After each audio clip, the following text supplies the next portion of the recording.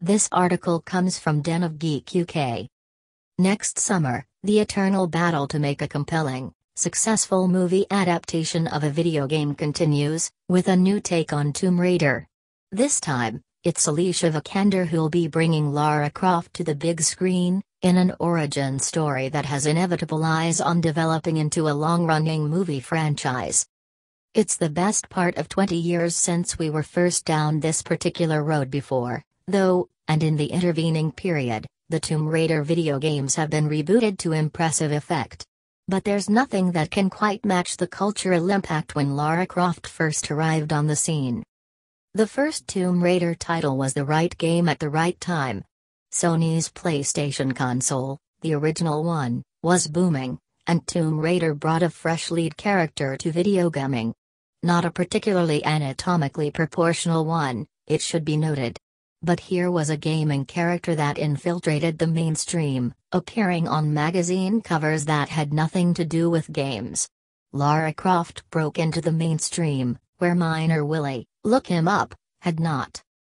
Anyway, the game sold, and the ensuing sequels became huge blockbusters in their own right, until the procession of follow-ups drained the franchise of impact and ideas. See also, Assassin's Creed. It seemed inevitable, not least given the series' clear Indiana Jones influences, that Tomb Raider, and Lara Croft, would go to the movies. The movie rights. It was 1996 when Tomb Raider was first released, and the battle for film rights commenced quickly. Core Design and its parent, Eidos, knew it had something special, and knew it could play hardball. After a fierce fight, it thus inked a deal in conjunction with producer Lawrence Gordon and Paramount Pictures. The Tomb Raider movie was set to happen. However, a tough bargain was negotiated. Core and Eidos clearly didn't want the project languishing and left unmade, and thus it inserted a clause into the deal: if no work was done by the studio on a Tomb Raider movie for 45 days, the option to make the film would be lost. Paramount had to move, and move quickly. Scripts were thus commissioned, and plenty of writers had a go. Brett V. Friedman, Mortal Kombat: Annihilation, came up with a screenplay that wasn't used. Steven E. Souza, of Die Hard and Street Fighter, the movie fame, also put together a draft. Scripts went backwards and forwards, and by 1999, 11 writers at least had given the screenplay a shot. But to no avail. There was precious little sign of the film going before the cameras. Enter the director. Working alongside this, though, Paramount was seeking a director. It had been working with Simon West on the John Travolta headline The General's Daughter, which would be a solid hit for the studio when it was released in late summer 1999. West had sought something different from a flat-out blockbuster after breaking through with the immortal 1996 hit, Con Air. But with The General's Daughter scratching his itch to make a thriller, he felt comfortable taking on a tentpole feature again.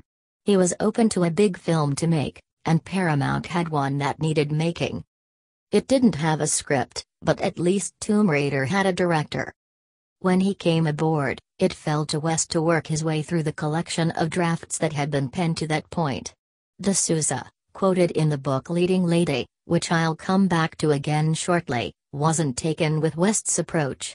He comes in and almost immediately says this script is shit, even though it's budget and schedule approved, De Souza recalled. He hires 4 writers to do 4 or 5 different drafts. At the end he declares they are all shit, I'm going to have to write the script, and insists the studio pay him a very big number to write it. For West's part, he recalled that the script was in fluidity. It was very hard for me to prep, because it was never a stationary target. Crucially, the risk of losing the rights meant there was no time to stand back and think. West thus worked on the screenplay, and he'd eventually share writing credits with Sarah B. Cooper, Mike Werb, Michael Colleary, Patrick Massett, and John Zinman. The $7 million franchise launcher. Whilst West was sorting that out, then Paramount boss Sherry Lansing was limiting the studio's exposure. because Tomb Raider was the beneficiary of a scheme that saw Paramount liable for just $7 million of the film's $94 million cost. The scheme involved a German tax shelter that Paramount got access to by selling the copyright to the movie to a German company. Said German company then leased said copyright back to Paramount, with a repurchase option, and thus it appeared that it's a German firm that owns the movie.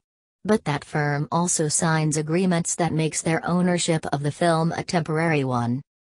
And you wondered why accountants all drove flashy cars. Tomb Raider then also films sequences in Britain,